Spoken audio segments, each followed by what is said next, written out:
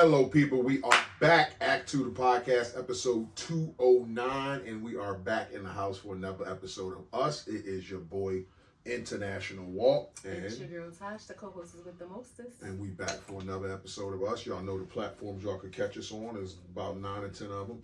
Little lady here got to do some work. I know she ain't done it, but she got to do some work to get the episodes updated. 2025, I don't know, 2024, she says she wouldn't slack. But I'm going to get her on the ball. So we got to do some contract negotiations. I think I'm going to get her on the ball. We're behind on you some interrupting me contract while I'm going with my thing here. You're making me like lose my thought, train of thought and everything. So just, mute up. Chill for a minute. That's what I mean. What was I at? You need me. What was I at? Okay? You're going to get me on the ball with all the platforms. I'm going to get her on the ball and get her on the platforms. But y'all know the platforms to catch us on. Like, comment, subscribe, share. We like the little engagement that we do get. We appreciate it. We thank y'all for listening. Let's get right to it. How are you? I'm doing great. I'm doing really good. Mentally, I'm a 9. I feel good. I feel great. It's got, some medical things going on, but nothing bad. It's just, having health insurance is a great thing, but then it's like you go to I don't know whether ignorance is bliss, because people who don't have health insurance don't go to the doctor for things, and, but then that's bad because you find out when things are bad. Having health insurance is good, but when you go to the doctor, because of the way the hospitals are set up, they want to run you through the gamut. Yeah. And that can be a little bit draining, worrisome, and all the other things. That's the thing. I'm not like worried or anything like that. It's just a little. I'm not worried. I'm just is it anticipation? Mm-hmm. Just that's it. I would say trepidation. Trepidation, yeah. But I'm faithful because we're not anticipating anything. I'm saying anticipation for things to just get done and be over with. Mm-hmm. Yeah. But God is faithful, so I ain't claiming no bad health, and that's that.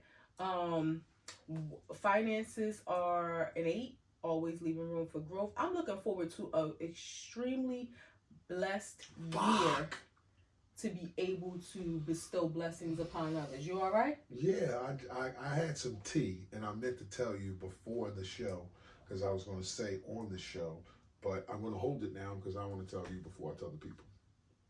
But go ahead. So I'll tell you after the show. You always say we can edit. I'll tell you after the show. Okay. So yeah, finances are an 8. I was saying I'm looking forward to a great year of blessings, to be able to bless others. I don't make resolutions and things like that, but one of the things that I do want to do this year is each month of the year I want to be of service. Yes. My sister and I are doing like a coat giveaway thing. I have some friends and some family who are donating coats and things like that. So we're gonna. I got a coat. I'm already got my eye on a few of yours. No, I got a coat. You got one coat? I got a coat. You got a coat to give away. How many coats I got to give away? However many you want. I want to give away one. Okay. Then I got a coat. That's what I was saying. It seemed like I was being demeaned for having a coat. No, I was just saying, is that all you have is a coat? No, I have a few coats, but I want to give away one coat. Okay. You give away what God leaves your heart to give away. Mm-hmm. And if it's just one, then that's that. Oh my God. So yeah, that's how we're starting off the year, and there's other activities that I want. I don't even know what else. I'm just gonna let God lead me. But I'm just looking forward to that. So finances an 8. Work is a 10. Work is great, no complaints. It's cold outside. Don't look forward to having to go outside when I do, but it's like 50-50. So I ain't complaining. Grateful for a job. And yes, I'm holding my feet because I like my feet, and my feet are clean, and I get them done all year long. And my body, I would say my body is a 10, but it's a 9. I don't usually go through the aches and pains that a lot of women have during, that one time of the month. But I'm experiencing some of that because of other reasons this month, and it don't feel good. Like I always say, I'm so grateful I'm not one of those women who have gone through that through all of my life.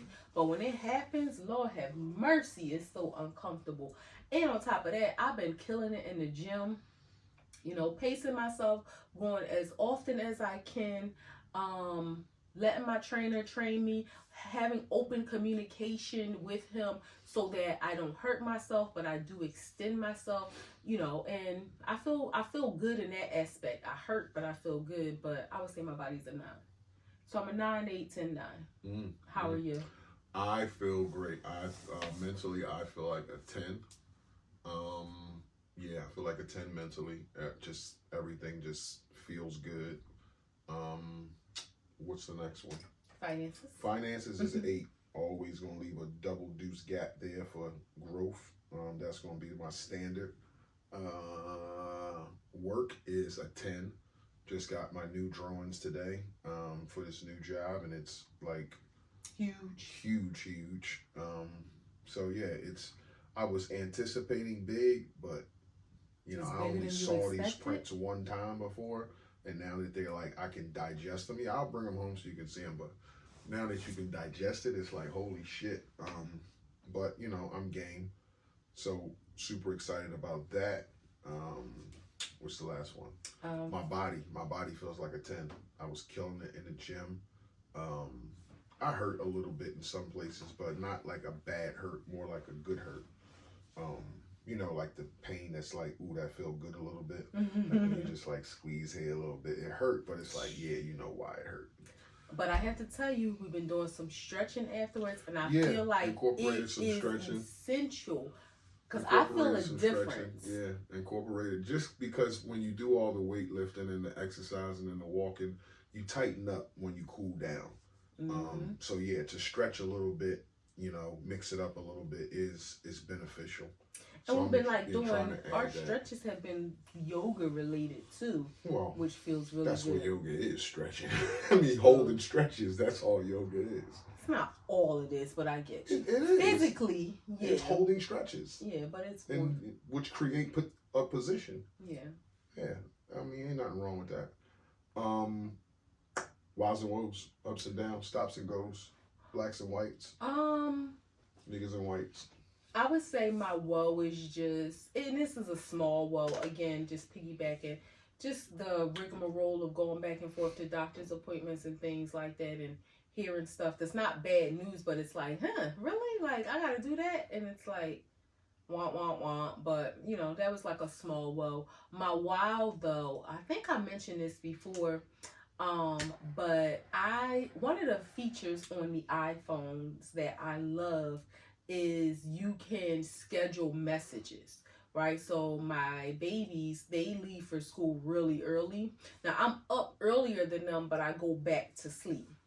So I probably for like the last month and a half, it started before the end of the year, I started sending a message in the morning, just wishing them a good day. It's chilly outside, even in Georgia, telling them to bundle up and everything. And, school started after their holiday break, and I started it back up, this week. And just seeing their responses just warms my heart in the morning. One of my nieces, Ken, she texts me, I sent her a hump day thing saying, happy hump day, good morning, beautiful, have a great day, bundle up, it's cold outside, I love you.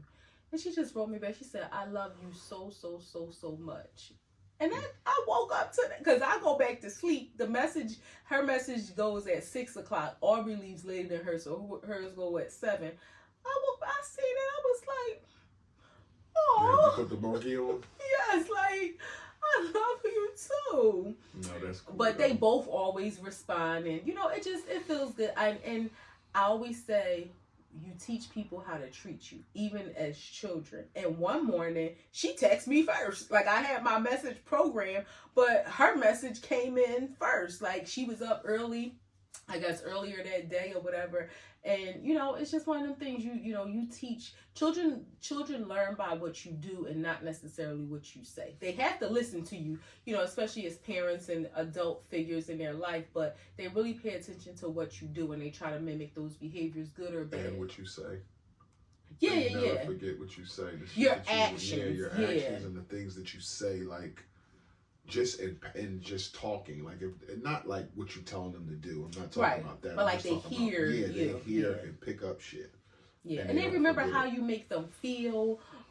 Kenzie just said something. Not to cut you. I'm sorry. She said something the other day that was like, Uncle Mart. He told us about that, and it was like, I did. And she was like, yeah, on the podcast. And it was like, oh, yeah, I did. Mm-hmm. But they remember shit, like especially shit that they want in their brain. Exactly. So that was just the fact that she gets up and you're a thought in an 8-year-old's brain at 6 o'clock in the morning. I mean, they could be thinking about, fuck, I got to go to school. I'm tired. But yet the thought is, let me text Aunt Tasha. And sometimes her message, like one day, she'll That's say, gotta feel good. You have a wonderful day. I love you. And it's so funny because I always tell her I love her vocabulary. So to see an 8-year-old say, you have a wonderful day. I love you. It's like, oh, but this morning she's like, I love you so much. I was like, oh, that felt good. So that my wow is just, loving them, having their love and seeing the evolution and how, the beautiful babies that they are growing to be, the beautiful young people that they're growing to be. That was just a wow for me today. What's your wows and woes? Woe is that the weather is cold and it's like really cold. I don't usually bitch about the cold too much because I don't like the heat, but it's fucking freezing outside, like cold. And you get a little older, your bones get a little more brittle and shit get up in you and you just like, damn. So I keep my car at a staggering 78 degrees. At a minimum. Yeah, at a minimum. So it's cold outside, and that's a whoa. Wow is just here another week. And again, yeah, I'm just gonna leave it at that because it would have been a different wow, but I'll tell you personally. I'd rather tell you personally. Okay. Talking about, the cold and having your car warm, you know what I'm always baffled at? And we're alike in this instance. I know my sisters are like this too. But when I see people driving and they're like this, and they got their coat on, their hat, their scarf, it's like, you're gonna, I know it's cold outside, but cut your heat on. Cut the heat on. But how are you comfortable driving like that? I immediately take my coat off when I get in the car for comfort. Yeah. And I put the seatbelt on. Yeah, I don't want to be so hot, and then you get out the car and you feel the cold that much more. But when I see people, today we were driving and I looked over. Well, you were driving. When we were coming from the gym, and I looked over. And it was a lady, and I just kind of chuckled to myself, like, why is she bundled up like that? And she had a newer car, so it's not like, oh, this a hoopty. She might not have heat or whatever. It was a newer car. She had heat, and it's like, ma'am, take that hat up. I think she had mittens on, but I'm not sure. I know she had a big hat on, a scarf, and a coat, and she's like this. Like, what are you doing? Yeah. Why do you have all that on? But I mean, that's the equivalent of seeing somebody next to you in the car by themselves with a mask. Yeah. Still, and it's like, what the fuck? Like, who you gonna get COVID to? You? Like, what the fuck is you? You afraid of giving yourself some germs? Yeah. Speaking about COVID and masks, this is very random. One of the doctors has said to me, when they schedule, well, I usually schedule your appointment, so you might not know this, but they still ask you, like, have you been around? And no, they talked about it, I think, when we were, when I had went last time before you came in the room. Mm-hmm. Have you been around anybody? Like, they asked you the travel question, like, have you traveled in the last 30 days? Have you been around anybody? And she even said, like, I don't know why they still act, like, why we still have to ask this question about travel, as, like, that came about as a result of COVID, but they act like you can't get COVID at the supermarket. Right. Or, like, you can't get COVID walking into the Wawa. Like, well, if I travel, what does that matter? Like, they should update their systems. Something else, though. I think it triggers another protocol. Like if you say yes, I was traveling within the last 10 days, they might tell you, all right, step out of line. No, well, what it does, Do this now. no, what it does, it asks you. So if you say yes, which I had to say yes because of our recent travel, and then it says, are you experiencing any symptoms, flu, body aches, muscle aches, blah, blah, blah, blah. Have you been around anyone that has been sick? And then the responses are yes or no / unsure. Because as we know, I could have been around somebody that's sick. I don't know. So if you say unsure, again, how is this helping you in your whole process? It's not like you're gonna say, oh well, you can't have your doctor's appointment right now because you've been traveling. But even she was saying, like, I don't know why they still have this in here. They need to update the systems to take that out because it's a moot point. I understand at the beginning everybody was like, oh, you gotta quarantine, you gotta stay home because if you travel you can spread it. Now we know that is no longer a factor. Right. You can get it going to work. You can, you go to the gas station, go in Wawa, the person next to you sneezes, they might not even know they were sick or did know and don't care, still come outside. People that go to the door and take the mail from the fucking mailman, you could get COVID. Exactly. Like, Exactly. You catch that motherfucker at the box and he hand it to you, you can get COVID. Exactly. So and you will tell yourself, I ain't been around nobody all day. Yeah, you was. You just slipped your mind that you took the mail from the mailman. Yeah, but that just like even her being a medical professional, probably having to ask 20 people that question a day. She's like, I wish they would take this out of here. Like, why do we still have to ask this? But yeah, that was random. Yeah, it was. You had Wiles and Woes? You already did Wiles and Woes. I was after you. Big story is Fox Sports lawsuit has been going on. It dropped. I don't know how much you've read about it. I know we heard a little bit about it earlier, but it involves Emmanuel Ocho, Joy Taylor, and Skip Bayless. The gist of the story is that Joy Taylor used a couple of people, Emmanuel Ocho, and Acho, right? Emmanuel Acho, and a director of Charles Dixon. Yeah, some executive that worked at ESPN, Charles Dixon, to sleep her way up to the top. Skip Bayless supposedly allegedly offered a stylist $1.6 million to have sex with her. A lot of hanky-panky going on at the workplace is what's happening over there. So your thoughts on just what you heard as far as, women sleeping their way to the top. Should we be sleeping with coworkers? A lot of people find their husbands, in that way. So it's like, I understand work environment and having to disclose if you have relationships with other people. I think that's acceptable. I'm not on the side of coworkers can't sleep together. But obviously when shit like this, when you cause your workplace a lawsuit or something like that, that's detrimental to the company. Yeah, I don't think I understand not allowing people to sleep with their subordinates. Like that can create that can create a conflict of interest. But if that is not and it can get a little tricky too, because what if you have somebody that's like an executive vice president and they're sleeping with like an admin, not their admin, but an admin in the company, right. Then people can feel like, oh, that person might have an unfair advantage because, a job becomes available or they move their way up. So I get there has to be some sort of structure in place to ensure that it's that fair playground. I'm sorry. Are those things in place? You think so women can't sleep their way to the top, or you think it's solely in place because of lawsuits? I think both. I think companies want to protect themselves, but also not even so that women can't sleep, so that it doesn't appear. Because let's say you are in a relationship with somebody and you're in a lower level position and you are dating a vice president. You may very well obtain a position on your own through your own merit, your own credentials, your own hard work. But the optics, people are going to feel like, oh, she only got that job because she messed with such and such. So I get the company. So I believe most policies that any company, I don't care how great of a company you work for, are to protect the interests of the company. It's to ensure that they do not get sued.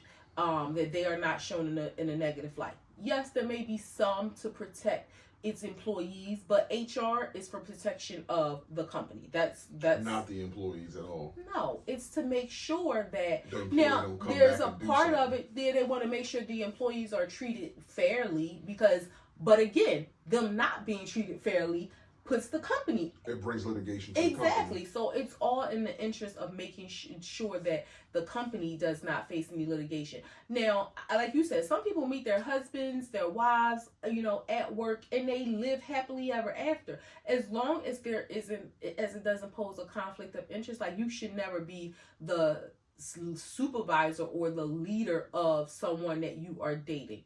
That shouldn't happen.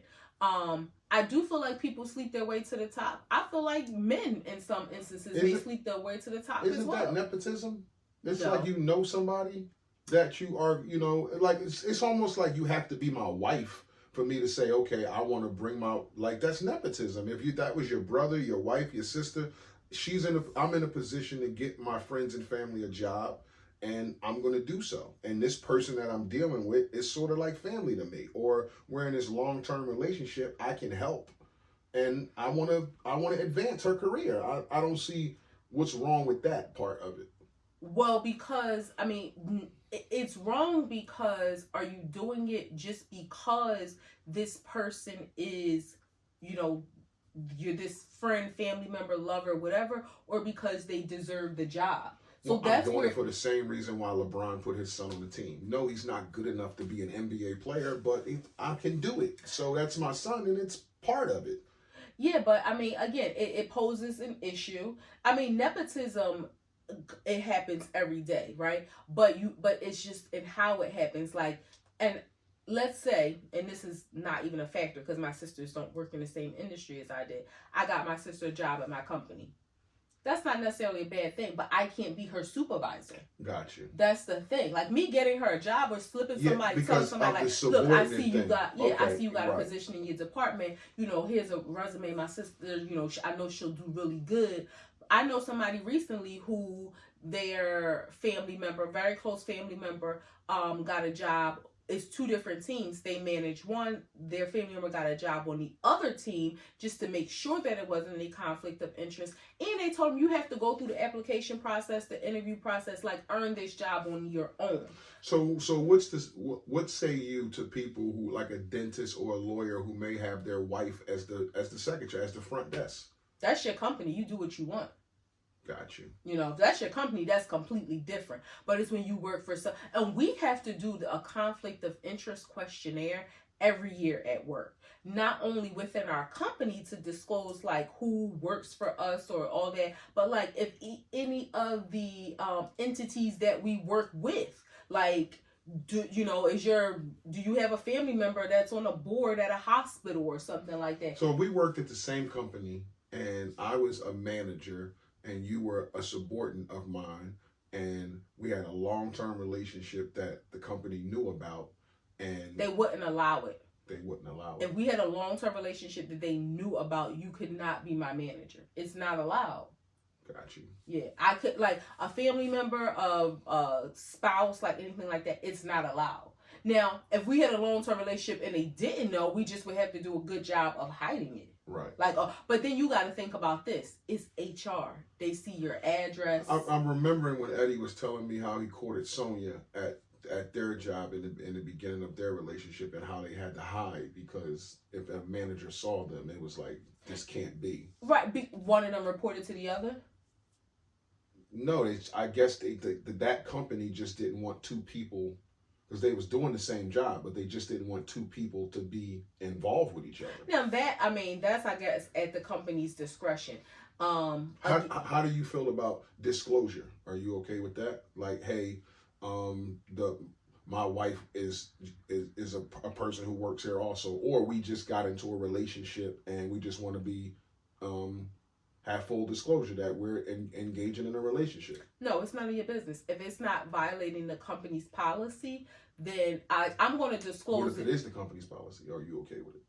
Yeah, because I wouldn't want, if it's the company's policy, then I'm going to disclose it because I wouldn't want it to come out and then we lose our jobs. over something that we could have just been honest about and not lose our job.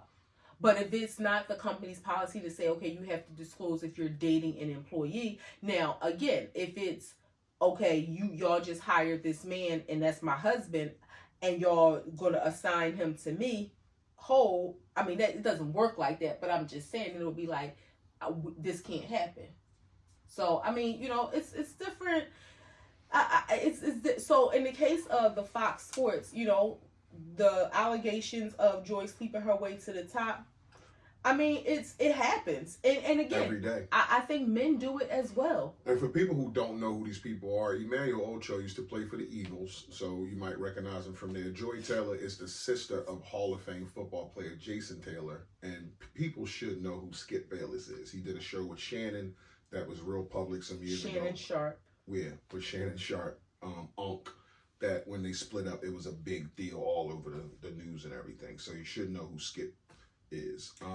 I think what's crazy to me is, and this is one of the things where I know it happens every day, and maybe people got lax because we were hearing a lot of stories like this, as far as like him allegedly offering the makeup artist money for sex. We were hearing a lot of stories similar to this around when the Me Too movement like popped off, and it kind of died down. Not to say that people weren't doing it, but we just stopped hearing as many stories, and I think people may have got lax, got comfortable, but you can't be playing with your job like that. I think it's interesting that this lady started. I wonder, when did she start documenting? Was it like she had a journal? Yeah. But was it like the first time somebody says something like sideways to her? Did she think was she calculated and thinking, I'm gonna start, like, this is it, I'm gonna start. Working in a male-dominated industry with lots of men. And so it got to the point where she was like, okay, I got enough to cash out. And I'm a man, and I'm gonna be honest with you. I think it's men. I think it's like, and on top of that, athletes. It's almost like that locker room type of feel when you got these ex-athletes all grouped up together. There may be some shit that fly out because it happened at the NFL Network with Donovan McNabb and all those people. It's like they get around these stylists and makeup artists, even if they married dudes, and it's like they think like we can say some fucked up shit, or we can say some funny shit, or I can bang the stylist who does my suits every day for the goddamn show. Like, how's that gonna work out? But I think unfortunately, it is the dynamics of society. You can work in a law firm that's predominantly men, and if there's, one or two women, I'm sure there's some stories that those women have. You can work in an architectural firm that is predominantly men. You can work on a job site and you be of like an anomaly to be a woman that is on a job site, and I'm sure she has some stories. So I don't think this is something that is just part of the entertainment industry. I think that's just a microcosm of what happens around corporate America or industries everywhere when it's male dominated. And that's not to say every man acts in that way, because I know you could put my husband in a room with 100 different rooms with 1,000 different beautiful women, and he's not going to do anything to not only disrespect me, he's not going to disrespect another woman. But unfortunately, that is the nature of a lot of men. So I think we're hearing about it in those industries because that's what the media, puts out in public. A job like yours, a company like yours, that's not going to make, action news unless it's like some real salacious story. That's not going to make action news. But I think this is just a microcosm of what happens everywhere. Yeah, I think it's women and men who sleep their way to the top. It's not like more. I mean, I know they say it's more prevalent for women to do so, but just like you said, I think it's men who are in subordinate positions and they try to sleep their way to the top too, who probably have a boss that's a female above them. Yeah. So it works both ways. And maybe not. I think it can work both ways. Where either you sleep your way to the top, or you may do the bare minimum at your job, but because you're sleeping with somebody that helps you keep your job, people use sex as a weapon. They will weaponize the coochie or weaponize the peen. Just like guys will weaponize their money, like Skip Bayless offering 1.6 to pay for some coochie. Now, a lot of people can say, hey, that's just some shit you say to see what the girl reaction would be. But if you're a guy who makes $30 million fucking dollars a year, What would $1.6 million, that wouldn't be shit to you for some coochie. It's almost like an ego thing, like I wanted it, I paid for it, I got it. Yeah. That's what the 1.6 is about. It's not a thirsty thing, it's more of an ego thing. Like, I bet you, because most people, if you single, I don't think, and this is just my personal opinion, I'm not going to generalize most people, I just don't think a single person young going to turn down $1.6 million, you know, to have some sex. Do you? No. Who's on What's wrong with my shirt? Your stomach was out. Your t-shirt was I'm out. sorry. Yeah. I don't think so, but I think this lady was playing chess and not checkers. You take this 1.6 and that changes the ball game. You decline this 1.6. You keep collecting your bones, and when it's time to cash out, you hit Fox Sports Network for $20 million. So that 1.6 for some shriveled old white penis was a drop in the bucket compared to what she can hit Fox with to say she was, you know, faced with constant sexual harassment. You know, she felt her job was at jeopardy. Like a whole bunch of stuff that she can. Not only that, the money that she may get from, you know, people for exclusive stories. Like, it's unfortunate that Should be on the View. It turns to that, but that, you're right. I don't see many people turning down 1.6. I don't see many people turning down. You know, you got some people. $500,000, 50,000. 1,000. Somebody. Girls go to Dubai to get shit on for 25,000. Yeah. So I mean, I think she was playing, like I said, playing chess, not checkers. When he made that statement, she knew, and I would think that wasn't like his opening line, right? Like, so there were probably little things that were being said leading up to that. You know, you look good today. Your lips look great with that colored lipstick. Oh, those pants fit your ass nice today. Oh, I like the way that shirt is hugging your boobs. Like, it was little things leading up to that. And again, she was collecting her bones. And now the bone collector is ready to cash out. You're ready to make a skeleton. Yeah. Yeah. She got all your skeletons in the closet. Yeah, this is gonna be big for Fox. I'm sure some more will be out about this, but yeah, sleeping with coworkers, having a bunch of hanky panky over there with them. Did you see this video about a young girl? She might have been 16 or 17, and she got up in front of the congregation in Virginia and apologized for being pregnant.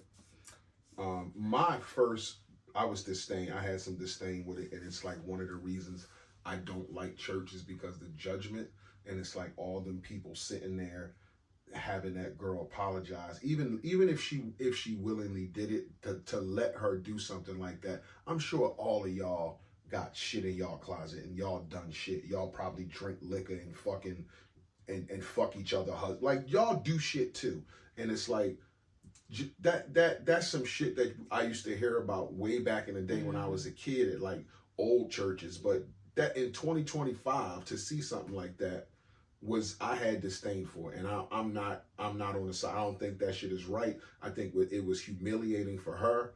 And I seen her mom. She put out a statement saying, "I'm trying to teach my daughter what I learned. I'm where I'm supposed to be. I am where I am, and I am where I want to be. My daughter got up there willingly, and this is where we are. Like, stop with the negative stuff, but this is how we live." But I don't like it. When I saw it, I don't like it either. But when I saw it, it was shocking to me, not because of what happened, but like you said, the fact that it's still going on. So the church that I grew up in, I'll never forget when I found out they used to do that prior. I'm not going to say prior. It was when I was very young, because the woman that I know that told me about her having to do that. Okay, at that church? I'm 40. I'll be 44. So I'm gonna say she might be 10 years older than me. Her daughter, no, she might be like 50. Her daughter is probably 35, I'm gonna say. And I remember her saying, like, I don't even know how this story came up because, again, I'm talking about this was probably a conversation we had 30 years ago. I remember her saying when she got pregnant with her daughter, she had to do that, like at the church. And I was like, and even then, like mind blown, like, are you serious?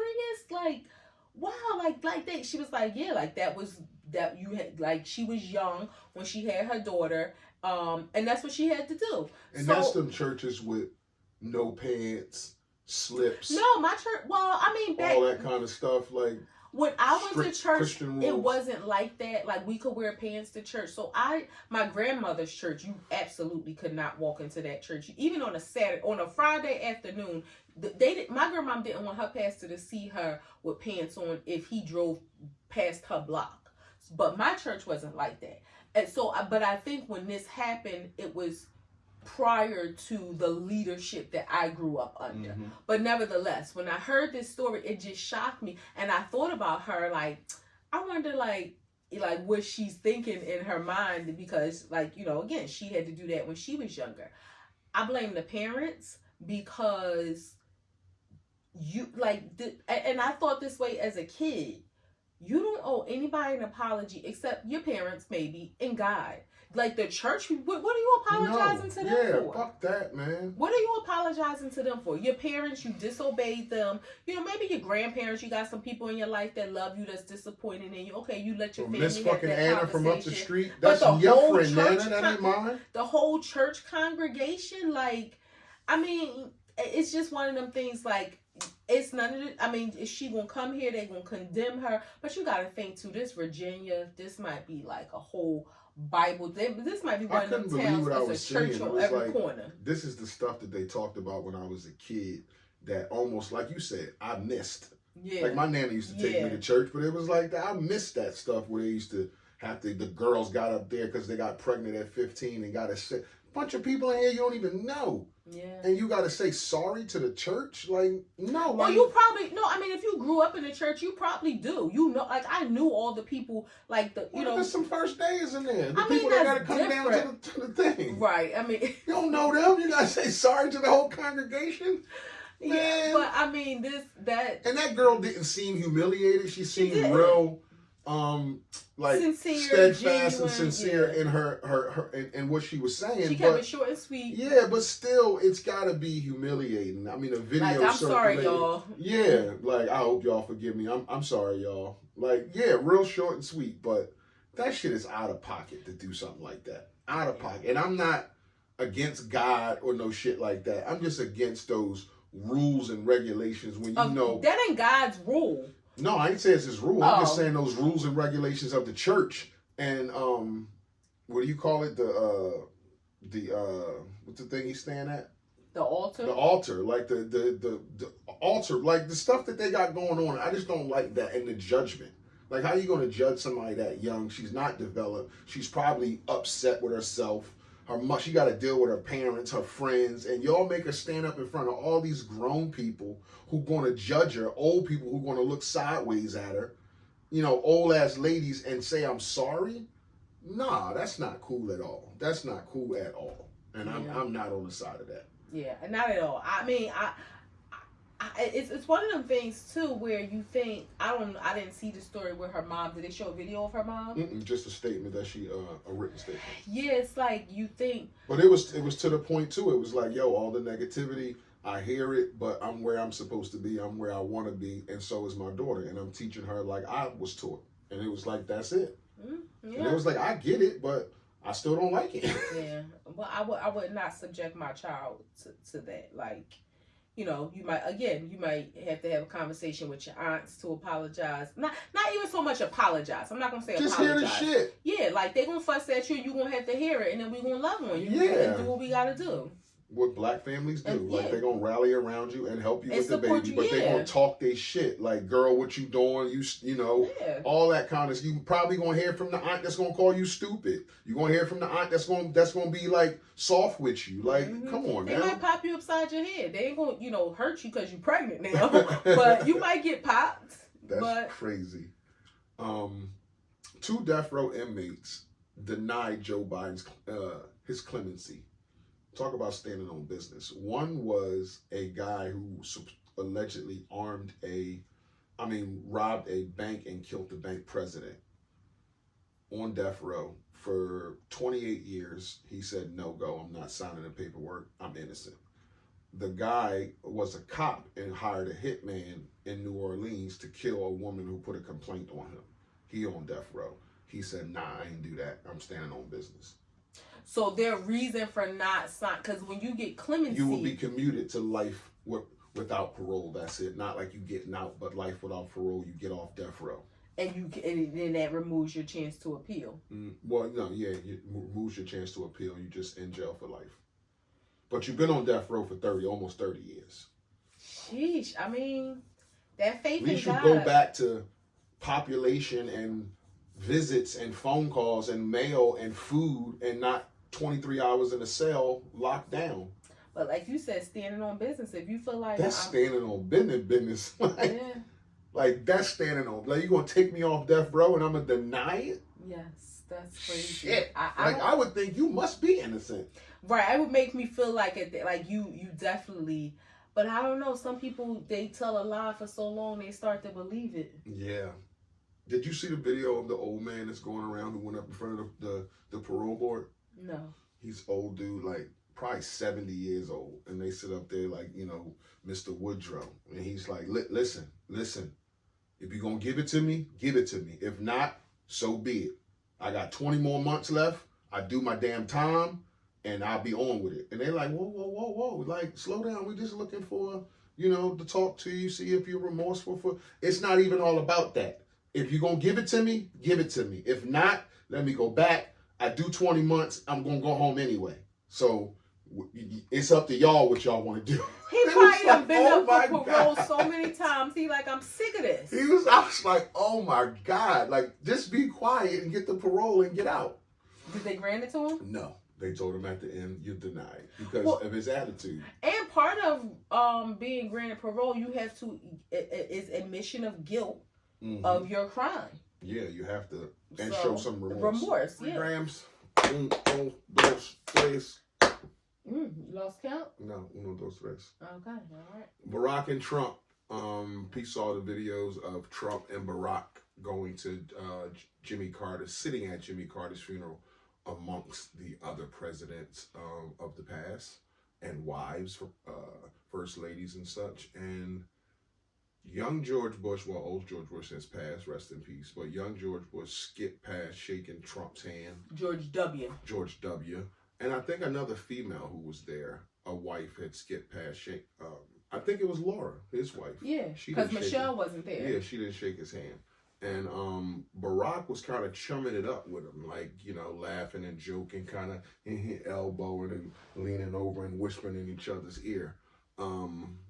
Trump has taken some shots at Michelle during the campaign run, but that's kind of par for the course. Par for the course, and it's what they do because it's how they fight when they're going in the races in politics. They fight not with their hands. They fight with the dirt of your past and all that kind of shit. So that's how they throw their hands. So what say you about how he was chumming it up with Trump and him speaking poorly of his wife? Yeah, I mean, I guess when you look at the political arena, it can get dirty sometimes. Y'all say stuff and you beef with each other or whatever. But when it gets to a certain level of disrespect, I feel like business, politics, whatever, like, you don't bring my family, my wife, my spouse into it. And I just feel like, Barack, I get it. The whole Michelle slogan, when they go low, we go high. So, but you want to I don't even want to say play the game. I guess you just feel like, all right, I'm not going to let him show me. I'm not going to allow him to change my character. So I'm going to be myself. I'm going to bust it up or whatever. But then it also comes across as a little phony. Like, a little phony. Because Trump, outside of politics, he just doesn't come across as a respectful person. He doesn't come across as a kind person. He's just been very disrespectful in things that he has said about people.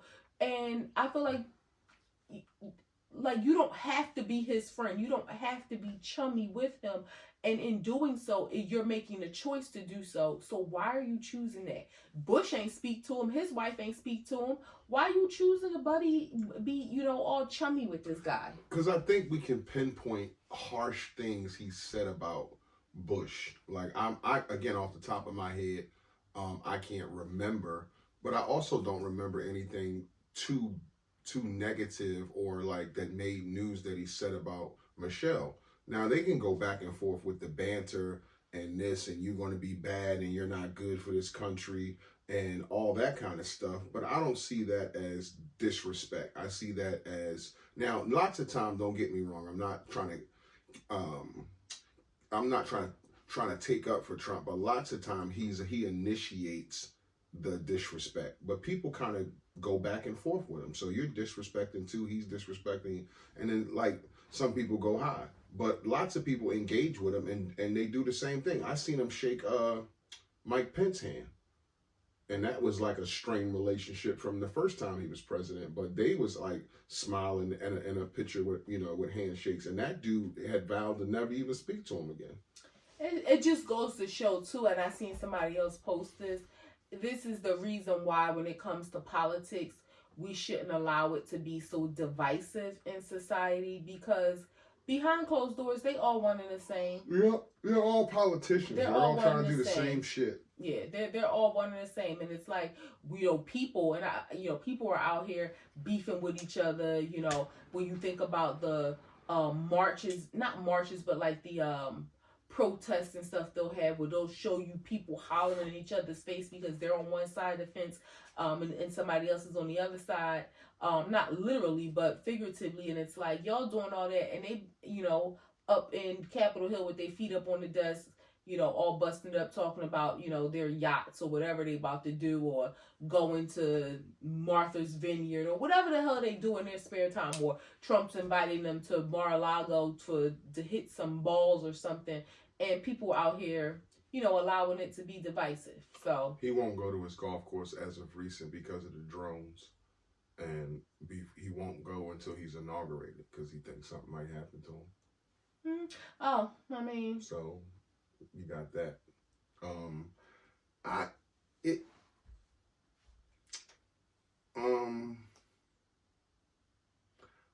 Again, he would have to say something like, if he just was bantering back and forth, which I'm trying to like think, what would he have to say to you for me to like choke him out or like not speak to him? Like, if you was just bantering with my wife, saying like some shit we just heard, oh, she shouldn't have said that, she opened a can of worms, she was nasty to me, she opened a can of worms, she shouldn't have. Okay, like, my eyes are going to be on you, but I'm not going to be. And in a black mind, right, let's just say how the internet remixes things. What if Barack was sitting there saying, I'm smiling, motherfucker, but you got that job now, you're going to be a shit president. And him smiling, saying, no, I'm going to be good. You think I'm going to be bad, but I'm going to be good. And Barack saying, you motherfucker, no, you not. You're going to be poor. Babe, in this stage of your life, you have been doing great impressions. I want you to continue to work on perfecting this skill. You was doing Denzel the other week, and it was hilarious. And that was a good Trump. That wasn't so much a good Barack yet, but that was a good Trump. You can't get Barack. Barack got that voice. But I want you to work on perfecting that. But what if they were sitting there, and that's the conversation. If you was a fly, it's not like, hey, you want to come to Mar-a-Lago, you want to play golf. It's more of, we're going to smile for these cameras, motherfucker, but they sat me here. I wouldn't have sat here alone, by myself. So, I ain't want you sitting next to me no way. That's you know what I mean? That's why I let you put the picture up in the White House when I was there. You motherfucker, you. That's so disgusting. And they just going back and forth like that. That's so disgusting. But yeah, they could have been. Yeah, I would, like, in a black mind, that's what and the internet's undefeated. I'm sure they could, AI can do some shit where put it some words looks like to that. it. Yeah. Second Graham, go. Would you be a good wingman for, if we were just platonic friends, we were both single, we were hanging out together, could you be a wingman for me? I'm straight? Yeah, you're you, I'm me. Hell no, absolutely not. but we're just friends. We've never had any kind of sexual relationship. I know, but if I'm a single guy and you're my platonic friend, the girls you send me out to get, I'ma want to fuck. Why would I send you out to get girls? You said, am I gonna be a good wingman? Yeah, for me. Which? Oh, you mean to go out and get guys? Not Fuck no, I'm not gonna be a good wingman. Why would you go out to get? Because I thought you meant like use my skill of getting girls, not dudes. For me? Why would you get girls for me? I don't know. Maybe we're into that. Like, if you were single and not with so you just automatically made me a lesbian. I guess in my that was by default. I don't know. Yeah, I didn't think you couldn't process I thought you were saying looking for men for me. No, it was like use your male but not skill. like go out. So okay, we chilling and we're at a bar drinking mocktails or something, and and I'm like, oh my god, like you see this guy next to me, whatever, like, or if it's a guy next to you, but you be like, what's up, bro? Like my sis over here, Nah, I'm a hate. She a great woman. I'm a hate. You a hate? Yeah, I wouldn't be a good wingman. I wouldn't. Not for you anyway. Let's take me out of it. Do you think you could be a good wingman for somebody? Yeah. I wouldn't be a good wingman for you. Because you... It's just bias. It's been too long now. It's just bias. I wouldn't... Even when we wasn't married together, sleeping with each other, any of that. And we was just friends. Yeah, I wouldn't be a good wingman. I would be biased. I would have helmet and shoulder pads on. Like cock blocking. I was going to say from a protective standpoint or from a possessive standpoint? A little bit of both. Yeah. I'm a Leo, so yeah, a little bit of both. Okay. I think I could be a good wing woman. To go out and do what? Let's just be clear on this. The same, like to get you chicks. For real?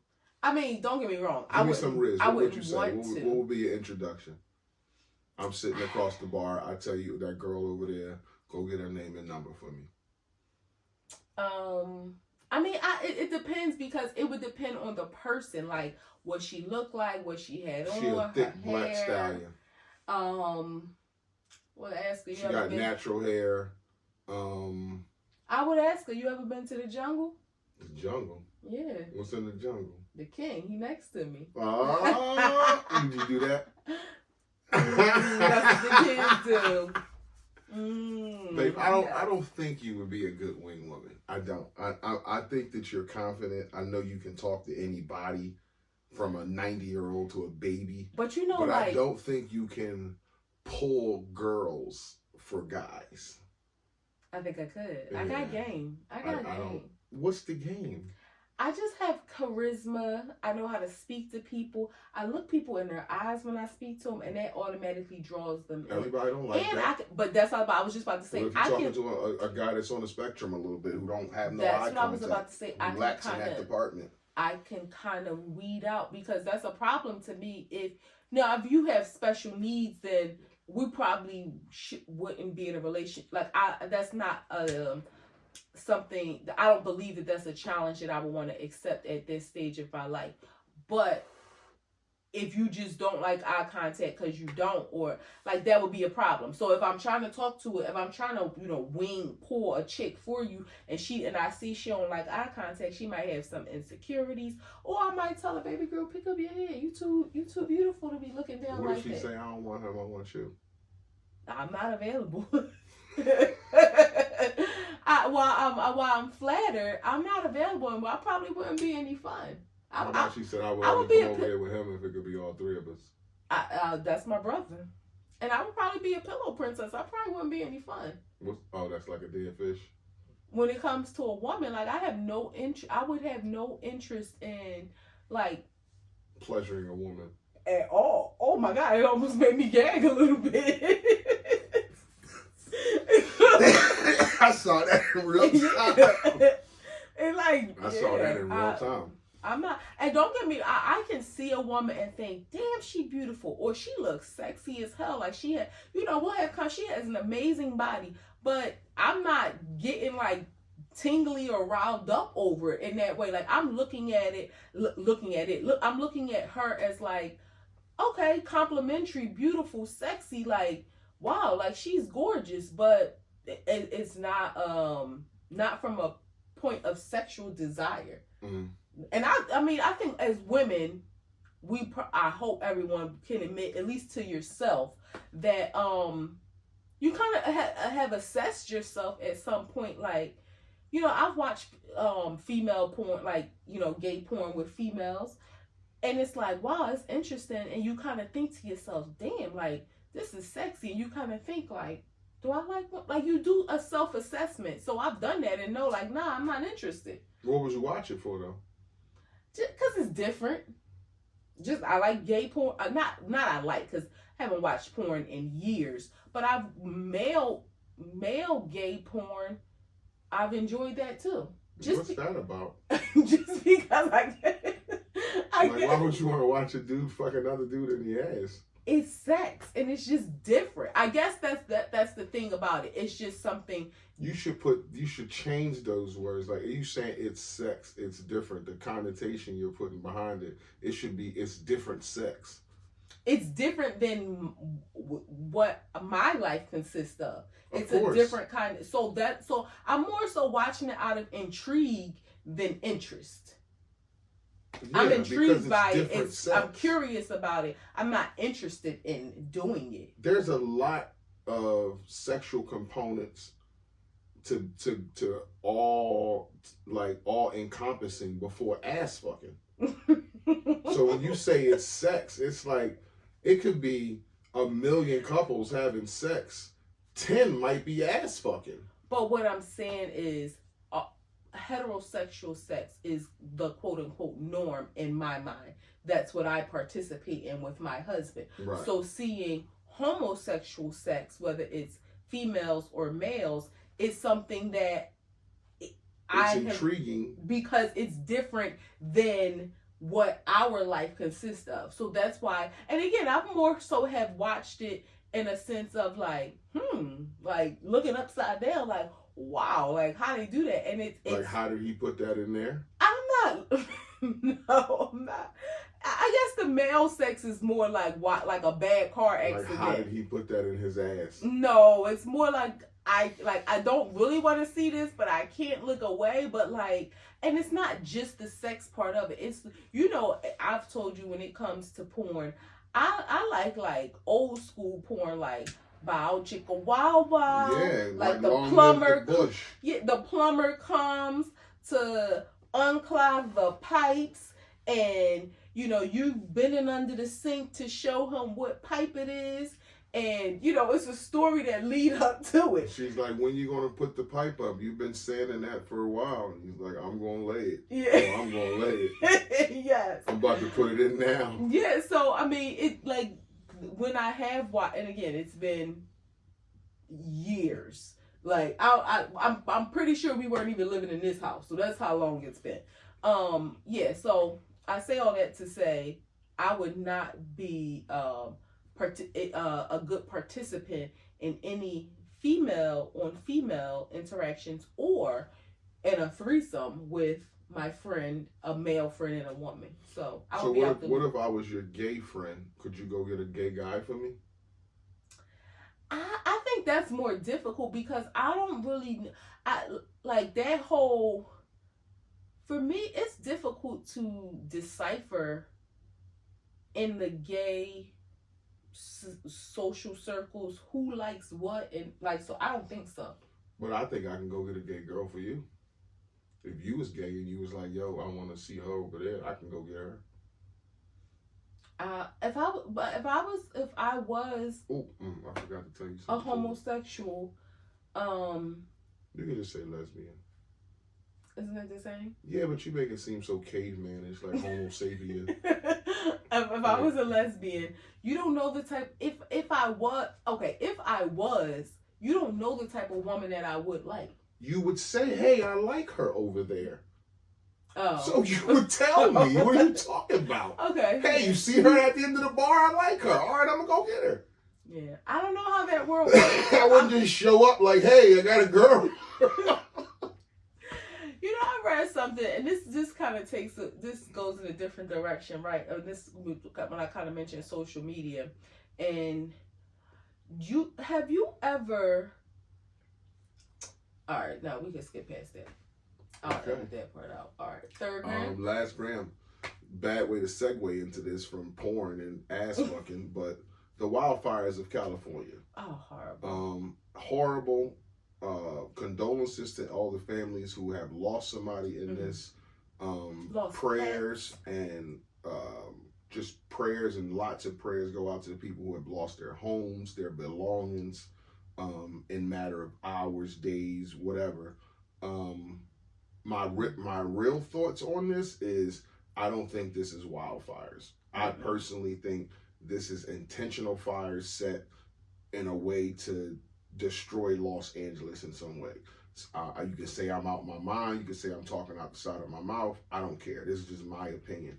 Wildfires start randomly and they burn, and we've seen how they burn before. It's been in California since forever. We just had the Canadian wildfires. Yeah, and we know how random they burn. For 4 fires to be burning in 4 different locations surrounding Los Angeles, to me, says something fishy going on. And in residential communities. Yeah, and it's like it's affecting not just poor people, but rich people, everybody that's up in the hills. Like all that stuff is being set on fire, and it's houses being burned, and the firemen are getting there, and the fire hydrants don't have water.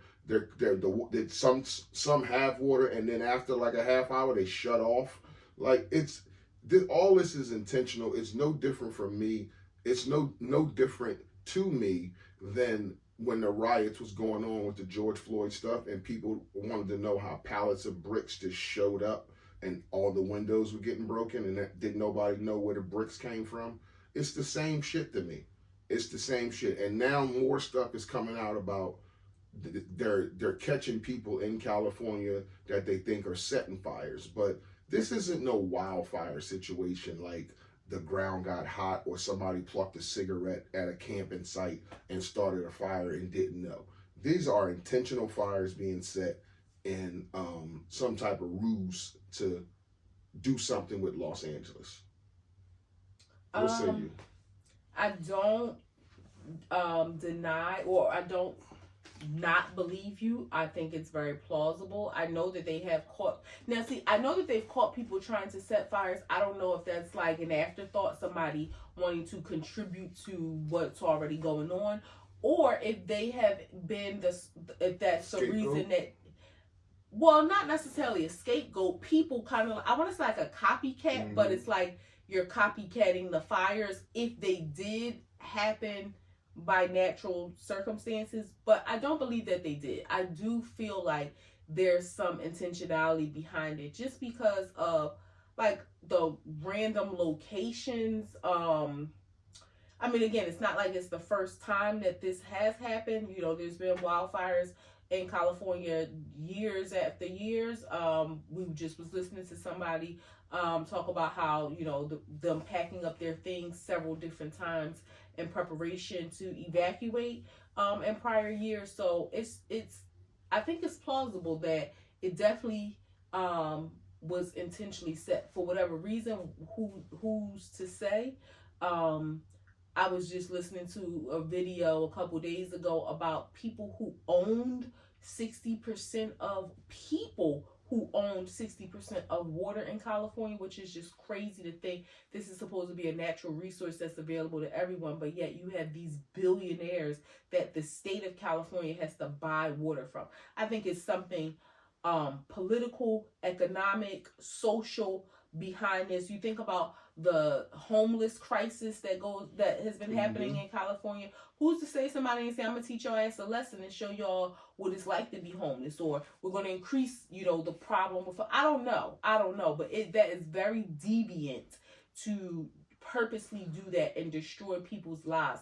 I don't care, rich, poor, whatever. You could have whatever negative feelings against rich people, but nobody deserves to have their home burned down, like, and you know they've done nothing and their home is burned down. All their possessions are lost. And I don't care if you talk about, oh, it's material things, blah blah blah. It's their things. It's people's cars, pictures, family heirlooms. Like, nobody deserves to have that happen. Pets have been killed. Yeah.